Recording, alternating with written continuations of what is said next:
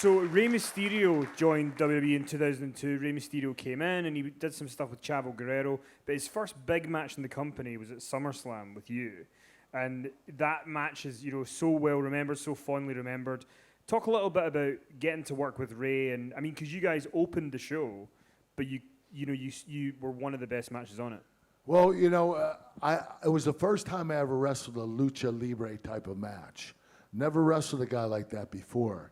I was nervous as hell. I mean, Rey was so talented, and he was an incredible high flyer, and I didn't know how to control that type of, flying around. I practiced a couple times in the ring earlier in the day, and I was kind of getting it right, but, it's not that easy to pick up. You have to practice and practice. And Vince McMahon told me, he said, listen, this is SummerSlam, and you have the second most important match of the night. And I'm putting you with Rey Mysterio. You guys are going to start it off, and I need you guys to blow the roof off the joint. I said, what do you mean by that? Like, what, can we do anything goes, or what is it? He said, I just want you guys to have the best match on the card. And you know what? We did. I don't know if you saw the match against Rey Mysterio at SummerSlam. It was 12 minutes of action, nonstop, and Rey was incredible. I was so proud of that match. It's one of my top 5 favorite matches of all time. And at that point, you and Rey are both on SmackDown, and SmackDown, even though the brands split, SmackDown was kind of thought of as the B show a little bit, Raw was thought of as the A show. When you were going into pay-per-views like that, where both brands were going to be together, was there a sort of attitude of, we want to outshine the Raw guys so people... Yeah, SmackDown was always the B show. So Raw was the flagship show, and when the draft would come around, the wrestlers would be like, I don't want to get traded to SmackDown. I want to be on Raw. And, there were 6 very special guys on SmackDown that created the SmackDown 6. And we took pride in wrestling, and we made it a wrestling show rather than a storyline-driven show. And it was Rey Mysterio, Edge, myself, Eddie, Chris, and Chavo. And we had some amazing matches, and not just with each other, but tag matches against each other, too. We lit it up, and eventually we started beating Raw in ratings. And SmackDown was no longer the B show. It started becoming the A show, and it was a wrestling show, which was really cool. And I know Paul Heyman's done a lot of interviews where Heyman said that, he was working as a writer on SmackDown at that point, and he said he would annoy Vince McMahon so much to try and get more for SmackDown or have more happen. How influential was he in kind of your success at that point? Oh, Paul was incredible. He came up with some of the best ideas and concepts. He's the one that came up with the triple tag match where Edge and Rey Mysterio versus Eddie and Chavo versus Chris Benoit and myself. It's considered one of the greatest tag matches of all time. And Paul Heyman always came up with incredible ideas. He had a great mind for the business, and I have a lot of respect for him. And then in 2003, you worked a lot with Brock Lesnar. Obviously, you guys worked at WrestleMania 19. You guys worked all that year, but you did do an Iron Man match on SmackDown. How did it come around that you guys were going to get an hour on SmackDown to do that match, and what are your memories of it? Well, that match, that was the toughest match I ever wrestled. And not only because it was an Iron Man match against Brock Lesnar, but my sister passed away the night before. And I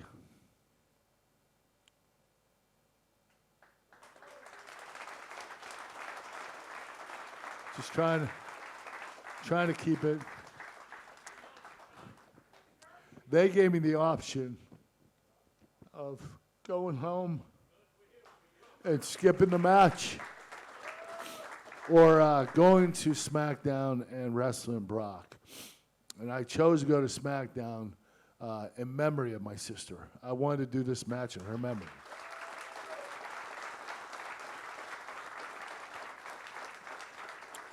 And what was crazy is Brock and I, we only came up with, all we did was came up with the 9 finishes. Brock won 5 finishes to 4. So he either made me submit or pin me 5 times, and I pinned him or made him submit 4 times. And we just came up with the finishes, and everything else was improvised. And that was the toughest match I ever did, and it's the match that I'm most proud of because we didn't plan a lot in that match, and we just went off the cuff, and the match was magic. And I mean, you worked with Brock a lot then, and you know him still today. What's Brock Lesnar like as behind the scenes? Is he funny? Is he chatty? Like, what is Brock Lesnar really like to be around? Brock is quiet. He's quiet. He doesn't like to be around people. He likes to hunt and fish. That's his style. That's his thing. He was never a people person. He could talk and communicate with you. He didn't have a problem with that. He could communicate with anybody, and you would think he had no problems with that. But he just liked being alone. He liked being with his family, or he liked hunting and fishing. And that's the whole reason why he left the WWE in the first place. He didn't want to be traveling on the road 300 days a year. He wanted to be at home, or he wanted to be up at his cabin fishing and hunting. And he was trying to find a different way of life that would make him the same money as he was making in WWE. And that's why he chose to go to the NFL and try out for the NFL. And now he would have made it if he would have went to the NFL Europe for 1 year and then came back. But he didn't want to do that either because he didn't want to travel. So he ends up in MMA, UFC, and he becomes UFC champion. Brock is one of those guys that anything he does, he would be the best at. If he tried out for the NBA, I'm sorry to say this, I know I sound like I got my head up my ass, but he might have a good shot at making the NBA. That's how talented the kid is. He's just an incredible athlete, especially for his size. He's 320 pounds, and he's quick as lightning. I mean, the kid's just a dynamo. He's incredible. And I want to talk a little bit about WrestleMania 20. You had that great match with Eddie Guerrero on the show for the WWE title. And on that same show, your friend Brock Lesnar gets booed out of the building with Goldberg, where everyone sings "Na Na Na Hey" goodbye to them. What are your memories of that day? You having the great match, and then Brock kind of, having a weird swan song. Brock and Goldberg, everybody knew they were leaving the company, and the fans are very unforgiving. If you're going to leave the company, and right before WrestleMania, which was crazy. Both Goldberg and Brock said they were exiting the company. The fans will shit on you, man. I mean, that's just the way it is. If you're loyal to them, they'll be loyal to you. But you turn your back on them, they're going to turn your back on you. And they did. And what's crazy is, I told Brock, he told me about 2 weeks before WrestleMania that he wanted to quit, that he wanted to try out for the NFL. And I told him, I said, hey, listen, you might want to wait till after WrestleMania to tell Vince. Because if you do it before WrestleMania, Vince is going to get pissed at you and he's going to have Goldberg win the match. And that's the last thing you want is have Goldberg that's exiting the company win the match over you. So, Brock said, you know what, you're right. So we go home and we end up going straight to SmackDown. To the SmackDown before WrestleMania, and Brock goes to Vince and tells him before WrestleMania, like, holy shit, Brock, you just up your chances of winning at WrestleMania. And, that's exactly why Goldberg won, because Brock decided that he wanted to try out for the NFL. And that pissed Vince off a little bit more than Goldberg wanting to leave the company, because Goldberg wasn't originally from the WWE. He was WCW homegrown, and Brock was a WWE guy.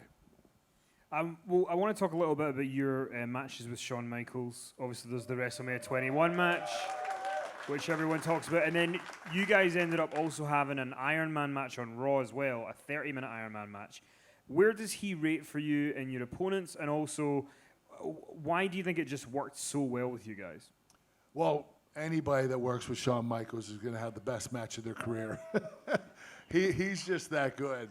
I said this before, and I meant it. Shawn Michaels is the best entertainer in the history of the business. There's nobody else more entertaining, more exciting to watch.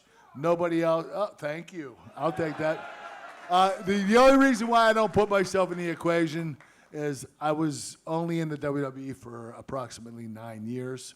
Shawn Michaels was in it for about 30. He earned his keep. So, but you know, Shawn, the thing with him is he has great chemistry with everybody. You know, when I wrestled him at WrestleMania 21, we didn't practice before the match. We talked about the match, but we didn't get in the ring and go over the moves. Shawn didn't want to do that. He wanted to just get to know me. And I was kind of getting nervous, like I'd love to lock up with you and do a few moves with you. He said, we don't have to do that. We're professionals. We'll get through it. Don't worry. And the first time I ever tied up with Shawn, the chemistry was there. It was like, wow, this guy is so talented that he has great chemistry with everybody. There's nobody else like Shawn Michaels, and I'll keep saying it till the day I die. And then in 2005, you were on Raw. You had the Iron Man match with Shawn Michaels. Then you get put on SmackDown because they had some injuries, and they make you the world champion. And it all leads to WrestleMania 22 with Rey Mysterio, Randy Orton, and you. And you have this match, and then the match time gets cut. What are your memories of that experience? Because it's in tribute to Eddie that he's going to win, but then your match time gets cut. What are your memories of it? Well, you know, WrestleMania 22, I co-main evented with Rey Mysterio and Randy Orton. And it was a really cool match. And the whole setup was to do it in memory of Eddie Guerrero. And, you know, that was a done deal. You know, Vince came to me and said, I know you're champion, but would you be willing to give it up to Rey Mysterio in memory of Eddie? I said, of course I would, yes. That's a great idea, Vince. So I was all on board for it. You know, the crazy thing is, you know, that little son of a bitch, Rey Mysterio, so you give him an inch and he little takes a mile, okay? We had 22 minutes planned for our match. So our entrances were supposed to be really quick. Mine was 45 seconds. Randy Orton's was like 30 seconds.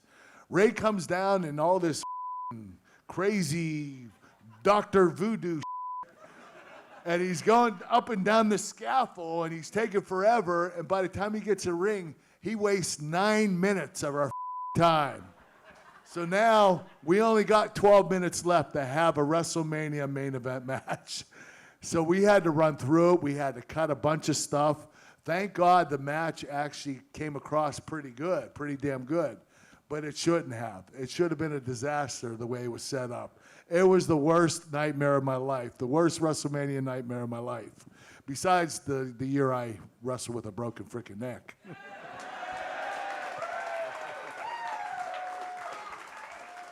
So, you know, you end up leaving WWE in 2006 because you had, stuff going on. They wouldn't give you a part-time contract, and you go to TNA. I mean, does it bother you that the TNA run, you've said you think that's a better run than your WWE run, that not as many people talk about it? Well, you know, when I was in WWE, I was in there for about 6.5 years. And what they say a wrestler's career, when you peak, is around 6 to 9 years in the business. That's when you start peaking. That's when you hit your when you hit your highlight and where you're in your prime. And that's how long it takes for experience, especially putting together psychology and structuring matches. And so I went through WWE, and by the time I got to TNA, that's when I got my groove on. That's when things started clicking for me, and I became better at structuring matches and putting together matches and the psychology that's involved. So I became a better wrestler in TNA than I actually was in WWE. Now, a lot of you might not have seen my stuff, unfortunately, but thank you. Love you guys. But, you know, I do regret the fact that there are a lot of people, a lot of WWE fans that never saw my